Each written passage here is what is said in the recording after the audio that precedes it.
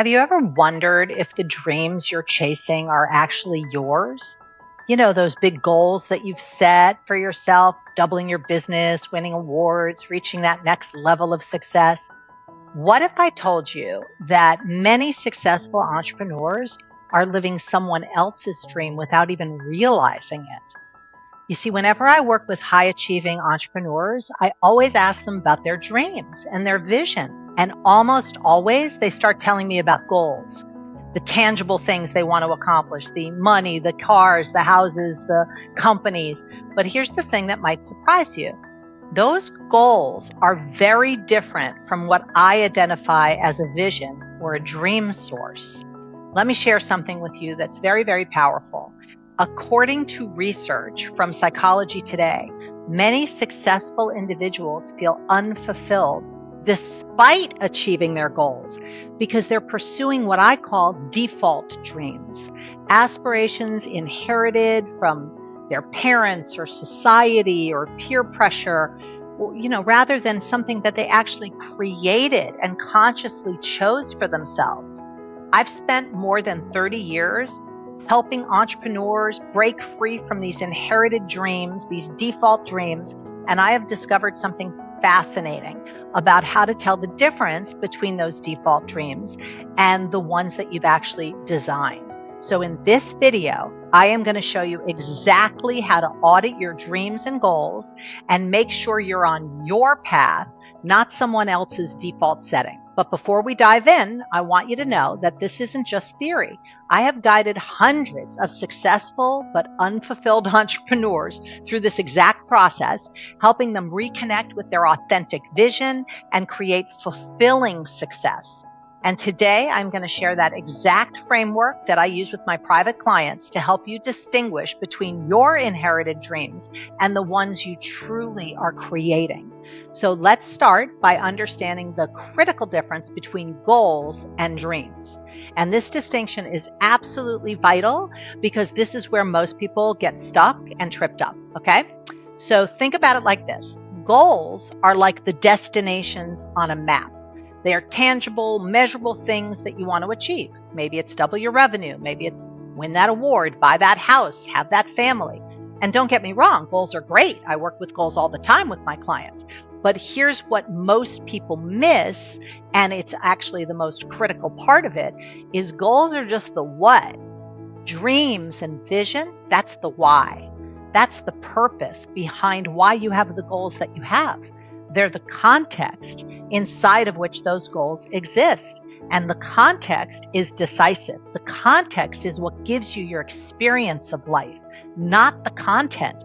I've worked with people that have tons of money, tons of stuff, yet they're not happy, yet they're not fulfilled. So they have the content, but the context is off. So your dream or vision lives in a much more spatial conversation. It's things like peace of mind or self-expression, joy, freedom. It's not tangible or measurable like a goal would be. It's like an experience of life. It's a state of being that you are bringing to life, not trying to get out of a goal being accomplished. So here's where it gets interesting. When you're questioning whether or not you're on the right path, or just following default dreams, you have to ask yourself, where did this dream come from? Was it something that you created from nothing, or is it something that you inherited or glommed onto by default?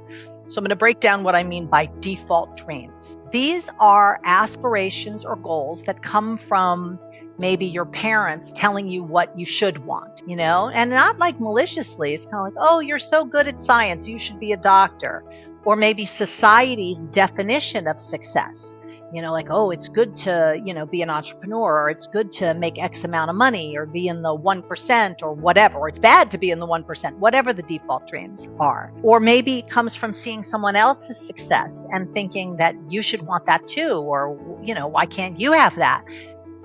Comparison is a big road to default dreams. And then also could come from following the crowd in school, or in your industry. Everyone in your industry is saying, oh, this is the next new thing, or this is what you should be working towards. And you just sort of adopt it.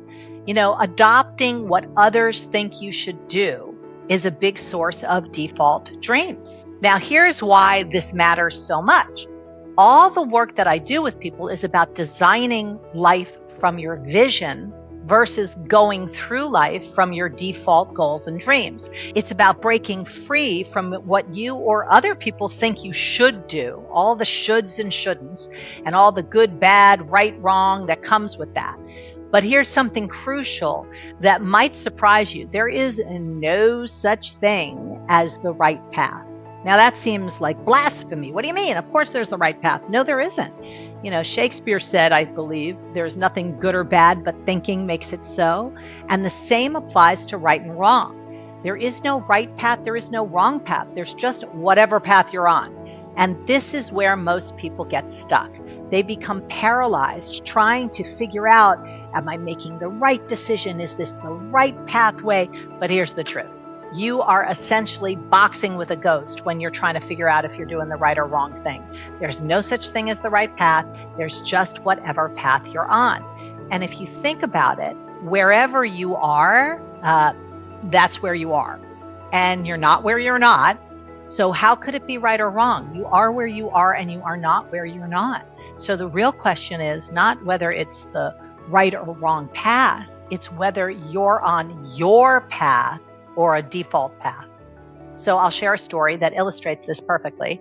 I recently was working with a client who had built a 7-figure business, had a perfect family, the dream house, everything society would call success, but they felt completely disconnected from all of it.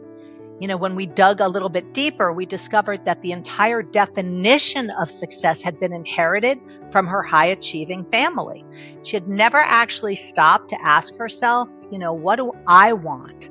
And that's a question a lot of people don't ask. They're so busy dealing with what life is throwing at them that they don't really ask themselves, what do I really want? So through our work together, she realized that while she loved her business, she had built it in a way that matched others' expectations of her rather than her own desires. She was chasing growth because that's what successful entrepreneurs are supposed to do, and not because it aligned with her vision of a fulfilling life. And the transformation came when she gave herself permission to redefine success on her own terms.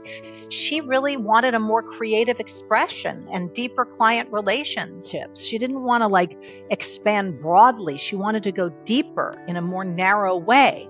That was what really mattered to her. And her revenue actually increased. But more importantly, she finally felt like she was actually fulfilling on what she designed, not somebody else's goals or definition of success. So how do you know if you're on your authentic path or just following default dreams? You got to start by doing an audit of your dreams and goals. So you ask yourself, number one, where did this dream come from? Where did it come from? Did it come from a TV show that I used to watch? Did it come from my parents? Did it come from my colleagues? Number two, did I create it or did I inherit it? And number three, does it align with what truly brings me joy and fulfillment? Is this an expression of joy or something I'm doing in order to get somewhere someday? And number four, am I pursuing this because it's what I want or is it what I think I should want?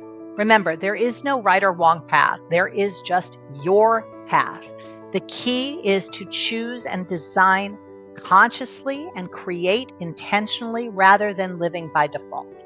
Are you living your dream or someone else's? The answer might just change everything.